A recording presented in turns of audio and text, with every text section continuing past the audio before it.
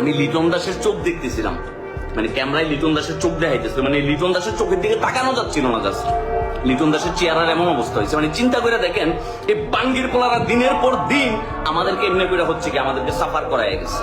এরা দিনের পর দিন আমাদের সাথে প্রতারণা করে গেছে, মানে এরা ক্রিকেটের নামে হচ্ছে এরা বাল খেলছে, এরা করছে এটা ডিরেক্ট দেশের লোকে বেমানি করছে। বাঙ্গির পোলারা ডিরেক্ট দেশের লোকে বেমানি করছে, মানে 135টা রান নেওয়ার মতো যোগ্যতা আমাদের নাই। আমরা 25 বছর ধরে ক্রিকেট খেলতেছি। চিন্তা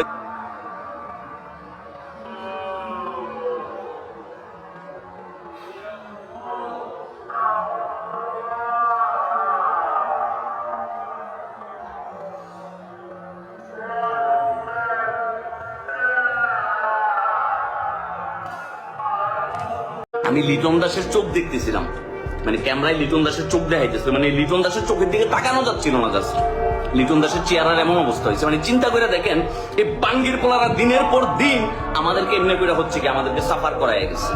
এরা দিনের পর দিন আমাদের সাথে প্রতারণা করে গেছে, মানে এরা ক্রিকেটের নামে হচ্ছে এরা বাল খেলছে, এরা করছে এটা ডিরেক্ট দেশের লোকে বেমানি করছে। বাঙ্গির পোলারা ডিরেক্ট দেশের লোকে বেমানি করছে, মানে 135টা রান নেওয়ার মতো যোগ্যতা আমাদের নাই।